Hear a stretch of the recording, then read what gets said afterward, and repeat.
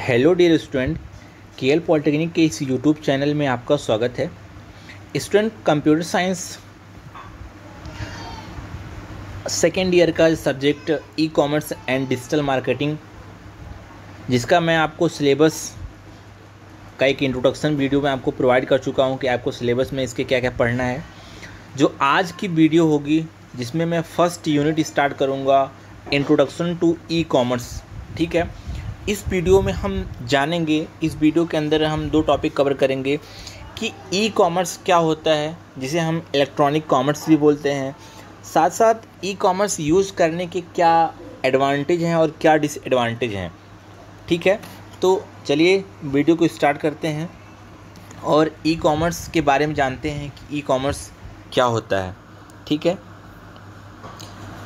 देखिए e commerce की अगर बात करें तो इसका पूरा नाम इलेक्ट्रॉनिक कॉमर्स, ठीक है, इसका पूरा नाम क्या है, इलेक्ट्रॉनिक्स कॉमर्स बोलते हैं। ठीक है, अब ई कॉमर्स होता क्या है, इंटरनेट तथा अन्य इलेक्ट्रॉनिक माध्यमों से प्रोडक्ट और सेवाएं खरीदना और बेचना तथा ऑनलाइन मनी ट्रांसफ़र करना या डेटा शेयर करने की जो प्रक्रिया होती है उससे हम ई कॉमर्स बोलते हैं। मतलब इंटरनेट और इलेक्ट्रॉनिक माध्यम का यूज करके अगर हम कोई प्रोडक्ट बेच रहे हैं या ख़रीद रहे हैं या किसी भी सेवा को परचेज कर रहे हैं या कोई मनी ट्रांसफ़र कर रहे हैं या कोई डेटा शेयर कर रहे हैं, तो उससे हम क्या बोलेंगे, ई कॉमर्स बोलेंगे। ठीक है, ई कॉमर्स में फिज़िकल प्रोडक्ट, यहाँ पे दिया कि ई कॉमर्स में फिज़िकल प्रोडक्ट के अलावा इलेक्ट्रॉनिक गुड्स यानी कि इलेक्ट्रॉनिक सामान तथा सर्विस का भी बिजनेस होता है। यानी कि इलेक्ट्रॉनिक सामान के साथ साथ किसी भी सर्विस को हम बेच सकते हैं या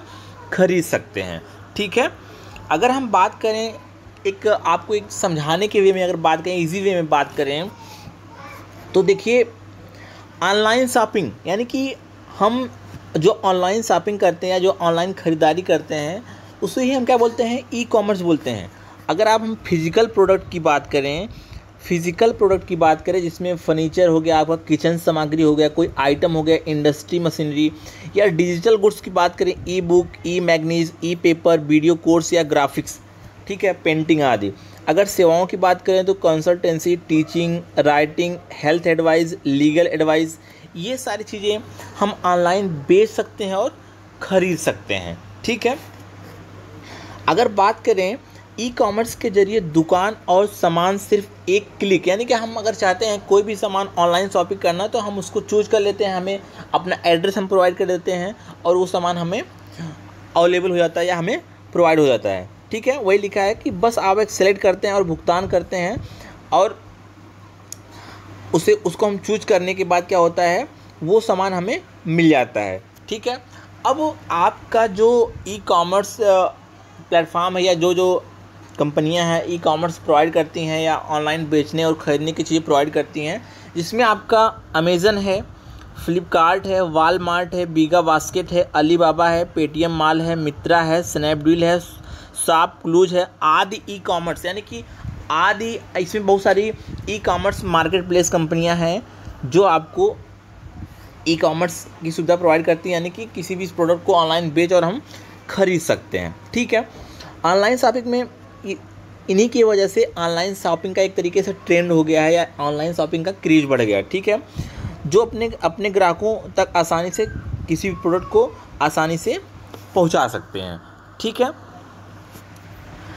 अब इसमें बात करें, अगर देखिए ई कॉमर्स कैसे हमें प्रोवाइड होती है, इसी में ई कॉमर्स वेबसाइट तथा मोबाइल एप्लीकेशन के जरिए किया जाता है। यानी कि ई कॉमर्स प्लेटफॉर्म अगर हमें ई कॉमर्स प्रोवाइड करना है किसी को, तो ई कॉमर्स किसी वेबसाइट या मोबाइल एप्लीकेशन के जरिए किया जाता है, जिसमें पेमेंट गेटवे, आगे हम सेकंड चैप्टर में पेमेंट गेटवे के बारे में बात करेंगे। ठीक है, कि कौन कौन से प्लेटफॉर्म हमें कौन कौन से पेमेंट गेटवे प्रोवाइड करते हैं। ठीक है, साथ साथ SSL certificate, inventory, tax, encrypting technology आदि इंटीग्रेटेड कर जाती हैं, ताकि शॉपिंग के दौरान ग्राहक के साथ कोई धोखाधड़ी ना हो पाए और उसे सारी सुविधाएं एक ही जगह पर उपलब्ध की जाए।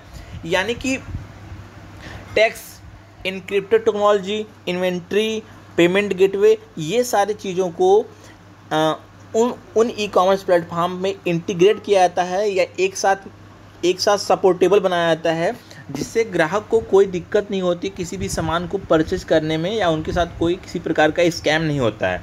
ठीक है, ये सारी चीज़ें। अब हम बात कर लेते हैं ई कॉमर्स के एडवांटेज के बारे में कि ई कॉमर्स यूज़ करने के क्या क्या फ़ायदे हैं। ठीक है, ई कॉमर्स के एडवांटेज देखिए, बात करें ई कॉमर्स सबसे बड़ा फ़ायदा यह है कि हमें सामान को ख़रीदने के लिए किसी दुकान पे या किसी स्टोर पे नहीं जाना होता, बल्कि सामान खुद हम क्या करते हैं, सेलेक्ट करते हैं या ऑर्डर करते हैं। ठीक है, और पेमेंट क्या करते हैं, पेमेंट का भुगतान करते हैं, और हम एक क्या करते हैं, डिलीवर करने के लिए, प्रोडक्ट को डिलीवर करने के लिए एड्रेस देते हैं। क्या होता है, हमारा जो ऑर्डर होता है हमें मिल जाता है या प्रोवाइड हो जाता है। इसके अलावा और भी बहुत सारे फ़ायदे हैं एक ग्राहक को इसमें, जिसमें आपका पहला है ई कॉमर्स के एडवांटेज में ग्लोबल रीच, जिसको बोलते हैं विश्वव्यापी। हम ई कॉमर्स की सहायता से पूरी दुनिया में पहुंच बना सकते हैं। यदि आप एक विक्रेता हैं तो आपके लिए नए ग्राहक ढूंढने की ज़रूरत नहीं होती है, क्योंकि पूरी दुनिया आपका ग्राहक बनने के लिए तैयार है, और ग्राहक के लिए दुनिया भर के स्टोर सामान बेचने के लिए उपलब्ध रहते हैं। वह अपनी पसंद का कुछ भी सामान आराम से देखकर और जानकारी करके खरीद सकते हैं। मीन्स कि हमें अगर कोई प्रोडक्ट ई कॉमर्स के माध्यम से या इन प्लेटफॉर्म से ख़रीदना है, तो एक तरीके से हमें कहीं जाने की ज़रूरत नहीं होती है। हमें बस अपने एप्लीकेशन या जो भी वेबसाइट है या जो भी प्लेटफॉर्म है, उससे हम घर बैठे आसानी से उसको परचेज कर सकते हैं, आसानी से उसे हमें खरीद सकते हैं। ठीक है, अगला पॉइंट है इसमें सस्ता, चीप रेट, यानी कि सस्ता। ई कॉमर्स का जो ऑपरेशन होता है, जो संचालन होता है, एक किराना की दुकान के बराबर भी नहीं होता। यदि आप ऑनलाइन खुद का स्टोर फ्रंट बनाते हैं तो आप बिना 1 रुपया खर्च करे ऑनलाइन दुकान शुरू कर सकते हैं। इसलिए ग्राहकों को ज़्यादा सस्ता प्रोडक्ट खरीदने के उपलब्ध रहते हैं। यानी कि आप चाहें तो अपने जो आपका जो दुकान है उसको हम एक तरीके से ऑनलाइन स्टोर फ्रंट पे रख सकते हैं। आजकल जितने भी बहुत सारे मैक्सिमम कस्टमर होते हैं जो किसी प्रोडक्ट को सस्ता परचेज करने के लिए अट्रैक्टिव होते हैं, अट्रैक्शन होता है उनका। ठीक है, तो इन सब कंपनियों में क्या होता है कि इसमें, क्योंकि कंपनियों को बिचौलियों का सहारा नहीं लेना पड़ता है, इसका सीधा असर प्रोडक्ट की लागत पर होता है। यानी कि इसमें क्या होता है, अभी मैं जब बात करूंगा ई कॉमर्स प्लेटफॉर्म की, तो इसमें मैं बताऊंगा कि कौन कौन से ई कॉमर्स प्लेटफॉर्म हैं, उसके बारे में डिटेल में बात करूंगा। ठीक है, सीधा असर प्रोडक्ट की लागत पर होता है। चूँकि इनकी ज़रूरत खत्म सी हो जाती है, इसलिए प्रोडक्ट की वास्तविक कीमत कम हो जाती है, और आपको सामान खरीदने के लिए दुकान भी नहीं जाना होता है, तो किराया और पेट्रोल डीजल की भी बचत हो जाती है। यानी कि हमें कहीं ट्रांसपोर्टेशन नहीं करना पड़ता है उस प्रोडक्ट को परचेज करने के लिए, ख़रीदने के लिए। ठीक है, आगे चलते हैं, अगला पॉइंट देखते हैं एडवांटेज में आसान शॉपिंग, यानी कि ईजी शॉपिंग। ऑनलाइन सामान खरीदना आसान होता है। लोगों ने खुद माना है कि उन्हें दुकान से सामान खरीदने के बजाय ऑनलाइन सामान खरीदना ज़्यादा आसान लगता है। बिल्कुल, क्योंकि हम क्या करना होता है, हम क्या करते हैं, चीज़ों को पसंद करते हैं, ठीक है, उसका ऑर्डर प्लेस करते हैं और हम भुगतान करते हैं, हम उस चीज़ को परचेज कर लेते हैं ऑनलाइन। और यह तरीका उन लोगों के लिए कारगर जिन्हें स्टोर माल पर जाने में दिक्कत या असहजता महसूस होती है। ठीक है, वह अपना मनपसंद सामान आराम से घर से, ऑफिस से, कॉलेज आदि से ऑर्डर कर सकते हैं और उन्हें मनपसंद जगह पे मंगा भी लेते हैं। यानी कि आप जिस ऑर्डर प्लेस पे उसको ऑर्डर करते हैं, आपको चीज़ प्रोवाइड हो जाती है। अगला पॉइंट देखते हैं इसमें,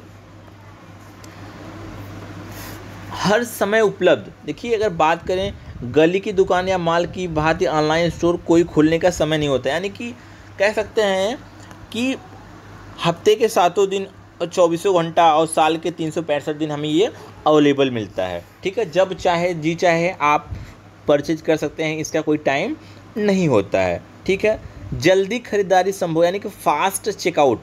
यदि हम किसी स्टोर पर जाएंगे तो उसके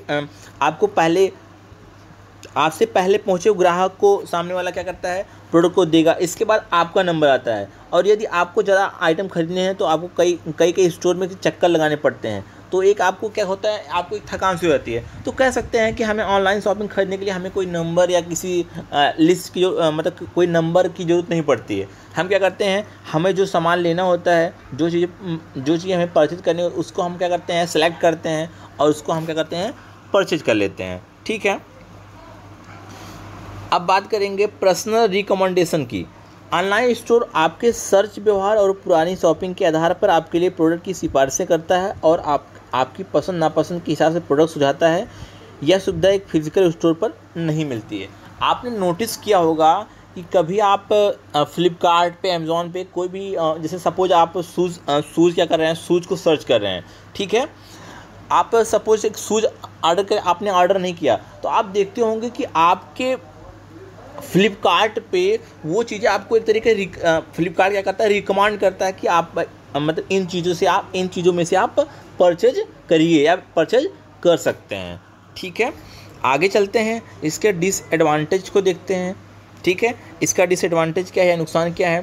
देखिए, जिस तरह किसी भी चीज़ का अगर फ़ायदा होता है तो उसका नुकसान भी कुछ होता है, जिसमें पहला है प्रोडक्ट की असल जानकारी नहीं। मीन्स हम प्रोडक्ट को केवल क्या करते हैं, एक उस प्लेटफॉर्म पर देखते हैं कि हाँ ये प्रोडक्ट इस तरीके का है, लेकिन उसको रियल में हम ना ही टच करके देखते हैं, ना ही उसको हम अपनी आंखों से देखते हैं। तो कह रहा है कि एक समान स्टोर से कोई आइटम खरीदते समय हर आइटम को कई तरीक़ों से जांच कर सकते हैं और साथियों से भी सलाह ले सकते हैं, मगर ऑनलाइन स्टोर में सामान खरीदते समय यह सुविधा नहीं मिल सकती, क्योंकि आप कंप्यूटर या मोबाइल स्क्रीन पर एक सोफ़ा की मतलब एक तरीके से आप उसकी जांच नहीं कर सकते, उसको आप केवल देख सकते हैं। जो सेलर द्वारा उस आइटम के बारे में लिखा जाता है, हम उस पर निर्भर रहकर सामान खरीद देते हैं। यानी कि जो प्रोडक्ट के बारे में डिस्क्रिप्शन दिया होता है या जो प्रोडक्ट के बारे में विवरण दिया होता है कि ये प्रोडक्ट इस टाइप का है, या इस प्रोडक्ट के बारे में जो भी उसकी क्वालिटी या फीचर्स जो दिए होते हैं, हम उसको देख के क्या करते हैं, हम सामान को परचेज कर लेते हैं, ना ही हम उस सामान को टच करते हैं, ना ही हम सामान को देखते हैं। तो ये भी एक तरीके से इसका डिसएडवांटेज में आता है। अगला इसका डिसएडवांटेज है, इसके बारे में बात कर लेते हैं। नो सेल्फ सेटिस्फैक्शन, ठीक है। जब ग्राहक अपने हाथों से आइटम को छूकर देखता है तो आंखों से देख और परख लेता है, तब उसे संतुष्टि मिलती है। उसकी तुलना ऑनलाइन खरीदी से संभव नहीं है, क्योंकि आपको छूने और देखने की सुविधा नहीं होती है। बिल्कुल, क्योंकि हम ऑनलाइन सामान क्या करते हैं, क्यों हम उसको देखते हैं, कंप्यूटर की स्क्रीन पे देखते हैं और उसके बारे में जो भी उसका डिस्क्रिप्शन होता है, उस डिस्क्रिप्शन के बारे में हम उसको देख के हम क्या करते हैं, सामान को परचेज कर लेते हैं, ठीक है। हाँ, आप प्रोडक्ट की फ़ोटो को देख कर खुश हो जाते हैं, यही सच्चाई है, ठीक है, कि हम ये प्रोडक्ट थोड़ा सा क्या है, स्टाइलिश दिख रहा है, या एक तरीके से अच्छा दिख रहा है, ठीक है। अगला जो पॉइंट है इसमें डिसएडवांटेज में, तकनीकी का ज्ञान, नीड ऑफ टेक्निकल नॉलेज। यदि आप ऑनलाइन शॉपिंग करना चाहते हैं तो आपको डिजिटल साक्षर होना पड़ेगा। मीन्स आपको डिजिटल पेमेंट करना, ठीक है, उसको डिजिटली प्लेस करना, ऑर्डर प्लेस करना, ये सारी चीज़ें आपको जानकारी होनी चाहिए, ठीक है। यदि आपको कंप्यूटर, इंटरनेट, नेट बैंकिंग आदि की व्यवहारिक ज्ञान नहीं है तो आपके लिए ऑनलाइन शॉपिंग बेकार है। मीन्स अगर आपको इसका टेक्निकल नॉलेज नहीं है तो आप ऑनलाइन शॉपिंग करने के लिए एबल एक तरीके से नहीं है, ठीक है। अगला पॉइंट देख लेते हैं इसमें, सिक्योरिटी। अब देखिए, सिक्योरिटी की अगर बात करें तो ई कॉमर्स धोखाधड़ी की सबसे ज़्यादा संभावना रहती है, क्योंकि ऑनलाइन धोखाधड़ी करना ज़्यादा आसान और बारीक है। इसे एक सामान्य यूजर नहीं पहचान पाता। अगर आपको टेक्निकल नॉलेज नहीं है तो एक तरीके से आजकल बहुत सारे साइबर क्राइम चले हैं, फिशिंग है, आपका डुप्लीकेट यूआरएल है, आपके ऑनलाइन लिंक के माध्यम से भी आपको इस तरीके से ठगी की जा रही है, धोखाधड़ी की जा रही है। तो अगर आपको इस सारी चीज़ें आपको जानकारी नहीं है तो आप एक तरीके से आप सिक्योर नहीं हैं ऑनलाइन ख़रीदारी करने में, ठीक है। उसके बाद अगला पॉइंट क्या है, ग्राहक सेवा की कमी, lack of customer service. Store से खरीदारी करते समय आप बहुत सारी शंकाओं का समाधान मिनटों में प्राप्त कर सकते हैं। आप कैशियर, क्लर्क, मैनेजर से सीधे मिलकर सवाल कर सकते हैं, मगर ऑनलाइन स्टोर पर यह सुविधा नहीं होती और आपको एक निश्चित समय का इंतज़ार करना पड़ेगा यदि आप किसी सवाल का जवाब देना पड़ते हैं। ये यानी कि आप अगर उस प्रोडक्ट से सेटिस्फैक्शन नहीं है आपको, या उस प्रोडक्ट्स में आपको मतलब आपको अच्छा नहीं है, अगर आपको कोई क्वेरी भी देनी है या आपको उस प्रोडक्ट के बारे में बात करना है तो आपको थोड़ा सा टाइम लग जाएगा प्रोडक्ट के बारे में जानकारी लेने में या उसके कंप्लेन करने में, ठीक है। अगला पॉइंट है समय के लिए इंतज़ार, वेट फॉर डिलीवरी। हम कभी कभी क्या होता है कि ऑर्डर कर देते हैं, ऑर्डर प्लेस कर देते हैं, तो क्या होता है सामान की डिलीवरी में हमें डिले होता है। तो वही चीज़ बोल रहा है कि अगर आपने भुगतान किया है और सामान आपका मगर ऑनलाइन स्टोर पर ऐसा नहीं है, ठीक है, भुगतान करने के बावजूद भी आपको सामान के लिए इंतज़ार करना पड़ता है, जो ग्राहकों को एक तरीके से इरिटेशन कर देता है, ठीक है। और इससे कुछ बिजनेस ना तो आपको अतिरिक्त पैसा कमाने का जरिया बना रखा है, जो ग्राहक के अधिकारों के लिए खिलवाड़ है। यानी कि क्या है, बहुत सारे लोग इससे इरिटेट करते हैं कि ऑनलाइन शॉपिंग से रिलेटेड, ठीक है, कि डिलीवरी कब आएगी ऐसा कुछ लेके। तो ये सारी चीज़ रही। इस वीडियो में मैंने बात किया कि ई कॉमर्स क्या होता है, इसके एडवांटेज और डिसएडवांटेज क्या हैं। अगली वीडियो में हम बात करेंगे, जो नेक्स्ट वीडियो होगी इसमें बात करेंगे कि ई कॉमर्स प्लेटफॉर्म कौन कौन से हैं और साथ ही साथ ई कॉमर्स बिजनेस मॉडल कौन कौन से हैं, इसके बारे में बात करेंगे। और अगर ये वीडियो आपको ना समझ में आया होगा तो आप मुझे पर्सनल कॉल या मैसेज कर सकते हैं, ठीक है, या कमेंट कर सकते हैं। आपको मैं इस वीडियो के साथ आपको PDF नोट्स भी प्रोवाइड करूँगा, जिससे आप नोट्स को बाकायदा बना सकें, ठीक है। तो अगर वीडियो अच्छी लगी हो तो वीडियो देखिए और नोट्स कंप्लीट करें।